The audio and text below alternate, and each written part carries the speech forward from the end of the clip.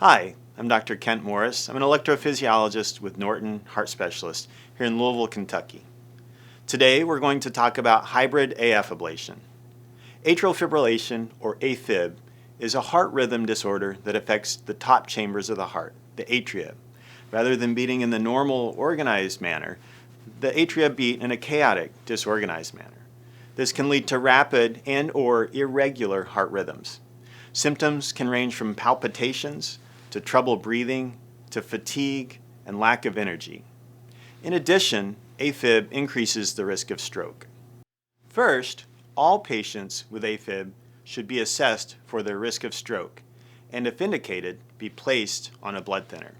Second, heart rates should be assessed, and if rapid, initial treatment should be directed at slowing down heart rates to avoid problems with heart failure.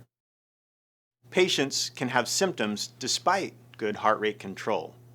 This may require restoring the normal heart rhythm.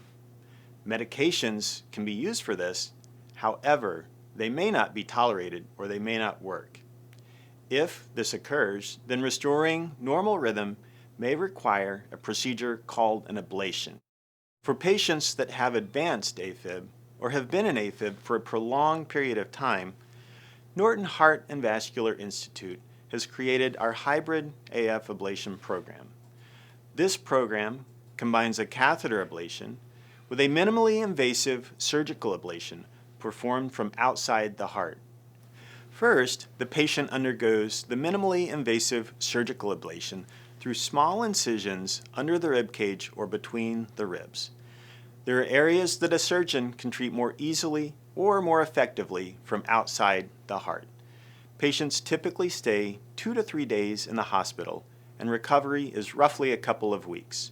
Then, 2 to 3 months later, when completely healed from the surgical procedure, the patient comes back for catheter ablation. Just as there are some areas a surgeon can treat more easily, there are certain areas that are more easily treated with a catheter ablation. Ablation is done through a small tube inserted into the upper leg or the groin. The catheter is advanced through the blood vessels to the left atrium. The electrical signals are mapped on the left side of the heart, and additional ablation is performed to complement what was done during the surgical procedure. This combined approach maximizes the chances of keeping our patients in rhythm long term and allows us to effectively treat patients that did not have good options in the past. Talk to your physician to see if you're a candidate for ablation or hybrid ablation. Be sure to review your pre- and post-procedure instructions regarding what to do before and after the procedure. As always, if you have questions, please reach out to your doctor's office. Thank you for choosing Norton Heart and Vascular Institute.